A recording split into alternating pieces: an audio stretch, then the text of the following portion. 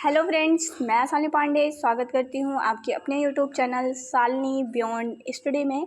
आज हम बात करने वाले हैं सब्जेक्ट जो आपका लैंग्वेज एंड कम्युनिकेशन है 17 को जो आपका एग्ज़ाम है उसके लिए जो भी आपके 100 टाइप के क्वेश्चन बन सकते हैं वो सब हम आपको करवाने वाले हैं। मैं पहले भी ये बात बोल चुकी हूँ और अभी भी आपको बता रही हूँ कि ज़रूरी नहीं है कि यही सारे क्वेश्चन आपको एग्ज़ाम में मिलेंगे। आपको क्वेश्चन का टाइप ये मिल सकता है, आपको यही सारे जो भी टॉपिक उठाए गए हैं उसी टॉपिक से क्वेश्चन बनेगा, इसकी पूरी गारंटी है। लेकिन ये सेम क्वेश्चन आपको एग्जाम में मिलेगा तो इस भ्रम में रह करके सिर्फ इतने ही क्वेश्चन को करके मत जाइएगा।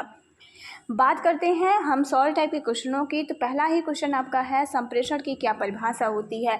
जब मैंने फर्स्ट यूनिट कराया था तो मैंने आपको बताया था, क्लियर किया था कि किस टॉपिक से ज़्यादातर क्वेश्चन बन सकते हैं।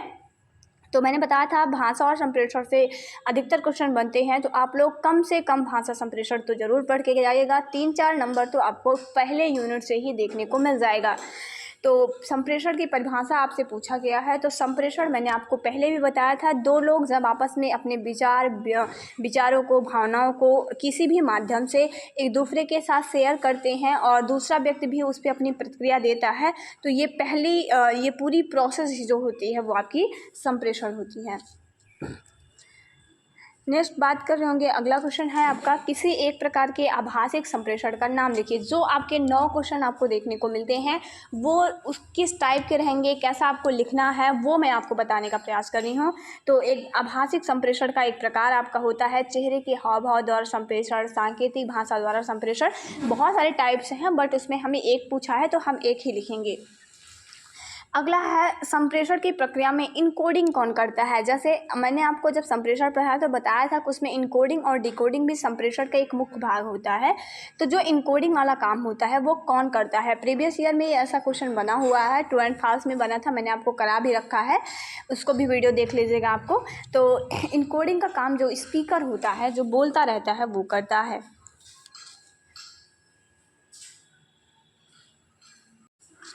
अगला है आपका एलईडी किसके द्वारा दिया गया था। ठीक है, आपसे फुल फॉर्म भी पूछ सकता है। तो एलईडी का फुल फॉर्म होता है लैंग्वेज एक्विजिशन डिवाइस। ठीक है, एलएडी होता है। ठीक है, ये गलत लिखा गया है यहाँ पे, आप सही कर लीजिएगा। एलएडी होता है, ये मुझसे ही टाइपिंग में प्रिंट हुआ है। एलएडी होता है और इसका फुल फॉर्म होता है लैंग्वेज एक्विजिशन डिवाइस होता है और इसको दिया है चॉम्स्की ने। देखिए, आज हो सकता है आपको आवाज़ में थोड़ी सी प्रॉब्लम लग रही हो क्योंकि मेरी जो हेल्थ है वो थोड़ी ठीक नहीं है। ठीक है, तो थोड़ा सा आप लोग मैनेज ज़रूर करिएगा।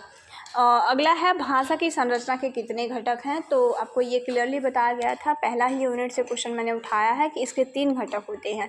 ठीक है, जो आपका फॉर्म होता है, कंटेंट होता है और यूज ऑफ प्रैग्मेटिक्स होता है, ये भाषा के 3 मुख्य घटक होते हैं।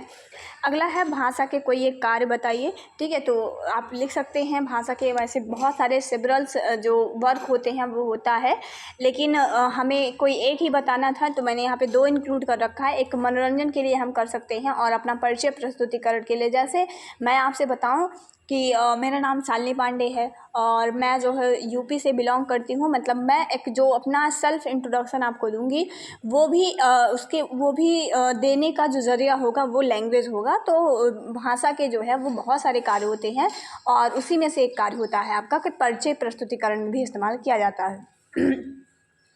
अगला है बलबलाना कितने उम्र में विकसित हो जाता है। तो ये 4 से 6 माह में जो है वो बलबलाना आपका स्टार्ट हो जाता है, जिसे आप बबलिंग कहते हैं।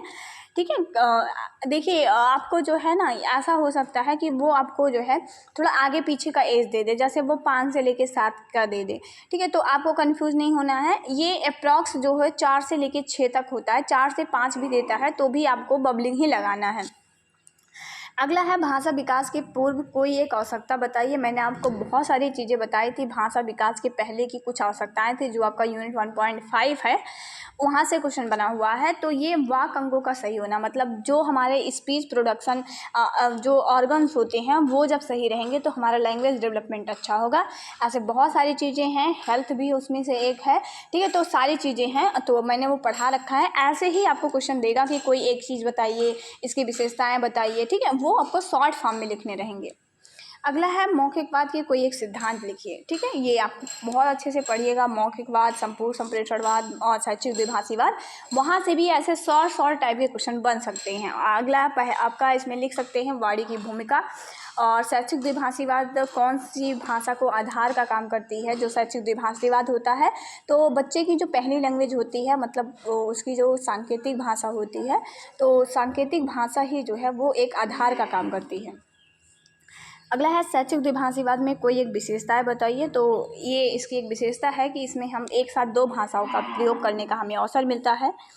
अगला है दोहरीकरण की प्रक्रिया किस उम्र में विकसित हो जाती है। तो 6 से लेकर 8 माह में ये विकसित हो जाती है, जो दोहरीकरण की प्रक्रिया होती है। मतलब बच्चे 2-2 वर्ड को जोड़ करके, मतलब 2-2 कह सकते हैं वर्ड को जोड़ करके ये बोलने लगते हैं। इकोलेलिया आपसे पूछा जा सकता है। देखिए ये आपसे इंग्लिश में या हिंदी में जो है दे देंगे। ठीक है, एक शब्द इसे कहते हैं, लेकिन ये इकोलेलिया ही जो है पेपर में देते हैं, तो आपको वही याद रखना है। ये 9 से 11 माह होता है। ये जो तीनों मंथ दिया गया है, इसको आप ज़रूर याद रखिएगा। ठीक है, कौन सा किस स्टेज में होता है। अगला है संपूर्ण संप्रेषण के लिए कोई एक न्याय दर्शन लिखिए। तो इसमें दोनों को लाभ होता है, ये संपूर्ण संप्रेषण का एक न्याय दर्शन है। अगला है एबीए का पूरा नाम क्या है। तो ऑडिटरी बल्बर अप्रोच इसको कहते हैं एबीए को, वो भी आपको याद रखना है। और स्वरमुखी उपागम के चरण समझाइए। तो ये जागरूक करना, ये इसके 4 चरणों में जो है वो दिया जाता है। जागरूक करना, विभेदन करना और जांच करना और समझाना। मैंने करा रखा है, एक बार वीडियो जिन लोगों ने देखा होगा। तो ये ऐसा मैं आपको ऐसे क्वेश्चन दे रही हूँ, आप इसको नोट कर लीजिए, याद कर लीजिएगा, इससे एग्जाम में आपको हेल्प मिलेगी। अगला है सांकेतिक प्रणाली की कोई एक विशेषताएं बताइए। ठीक है, तो सांकेतिक प्रणाली में मौखिक भाषा का जो व्याकरण होता है उसका इस्तेमाल किया जाता है, और वहीं पे सांकेतिक भाषा में जो है उसका इस्तेमाल नहीं किया जाता, जबकि सांकेतिक प्रणाली में किया जाता है। तो इसकी एक विशेषता होती है कि सांकेतिक प्रणाली की अपना व्याकरण होता है। अगला है भाषा आकलन की एक परिभाषा दीजिए। तो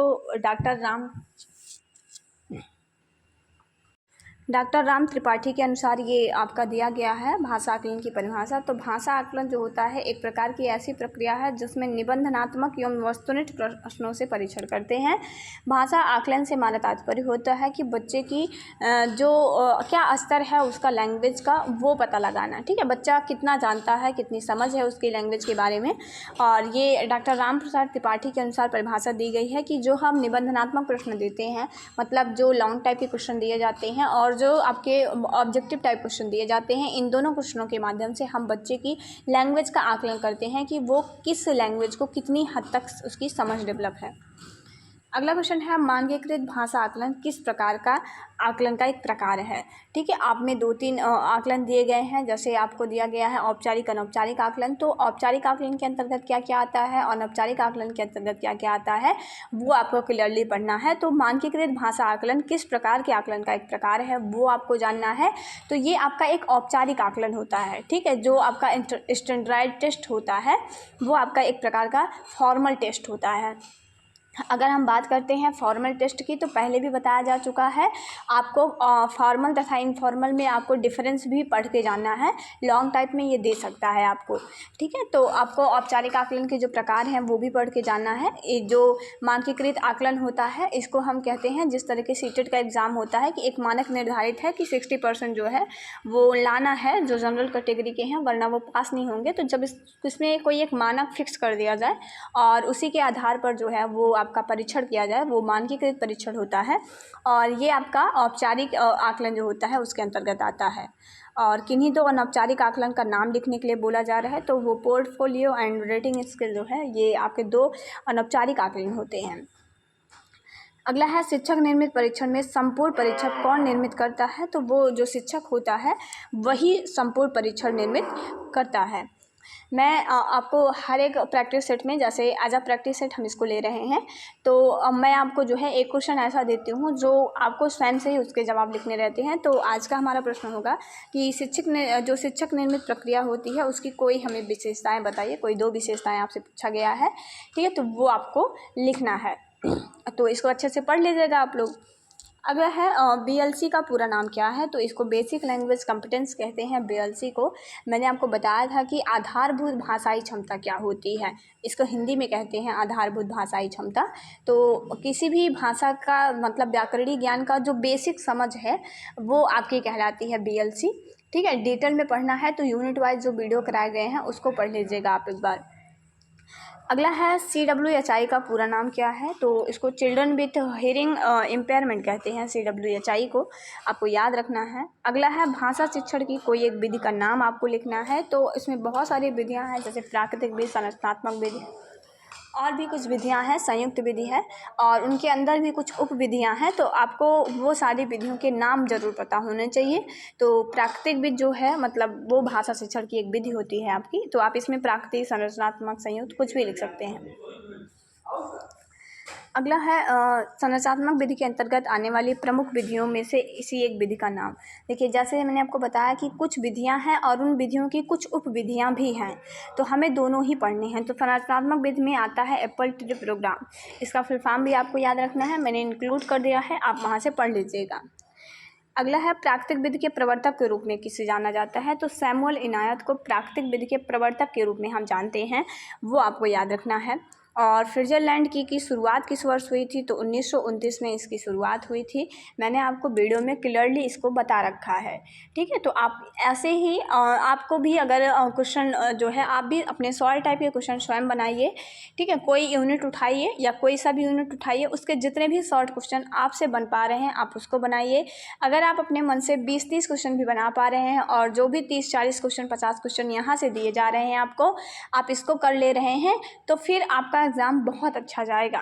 ठीक है, अगर कोई बच्चा एग्ज़ाम के 15 दिन से पहले से भी प्रिपरेशन कर रहा है तो भी उसका एग्ज़ाम बहुत अच्छा जाएगा। बस आप लोगों को ध्यान रखना है, अपनी कॉपियों को अच्छे से फिल करिएगा, मतलब पूरी कॉपी अच्छे से भरिएगा आप लोग, और जो भी आपको टॉपिक नहीं आ रहा है उसको लास्ट में करने का प्रयास करिए। जो टॉपिक आपको पहले आ रहा है उसको अच्छे से पहले पेज से स्टार्ट करके अच्छे से लिखिएगा। और जो आपको थोड़ा कन्फ्यूजन है कि मैं इसमें क्या लिखूँ, जैसे मान लो कुछ ऐसे होते हैं कि आपको आधा आ रहा है उसका जवाब, उसमें 2 क्वेश्चन है तो एक क्वेश्चन का जवाब नहीं आ रहा है, एक का आ रहा है, तो उसको आप सेकंड पे रखिएगा, और जिस भी प्रश्न का जवाब आपको बिल्कुल समझ में नहीं आ रहा है उसको आप लास्ट पे रखिएगा, और इस तरह से आप अपने क्वेश्चन को कर पाएंगे ईजिली। तो ये एक तरीका है जो मैं बता रही हूँ। बाकी जो है आप लोगों ने 2 पेपर दिया है तो आपको जो है आइडिया हो ही गया होगा कि किस तरीके से हमें करना है एग्ज़ाम में।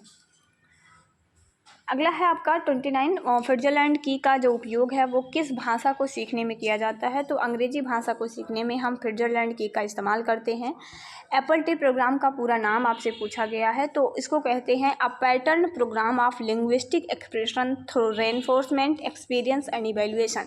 ये एप्पल ट्री प्रोग्राम का पूरा नाम होता है, आपको याद रखना है।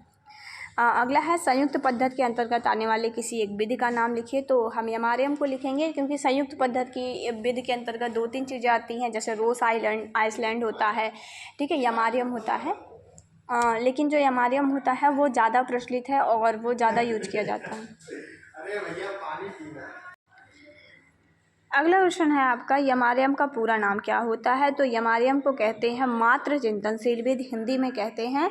उसके बाद मैटरनल रिफ्लेक्टिव मेथड कहते हैं हम एमआरएम को। ठीक है, आपको एमआरएम क्या होता है, एमआरएम ज़रूर पढ़ लीजिएगा। मैं आपको पर्सनली सलाह देती हूँ कि एमआरएम को बिना पढ़े मत जाइएगा, क्योंकि एमआरएम बहुत इंपॉर्टेंट है। फुल फॉर्म कुछ भी वो आपसे एमआरएम के बारे में एक क्वेश्चन तो वो ज़रूर ही पूछ सकते हैं।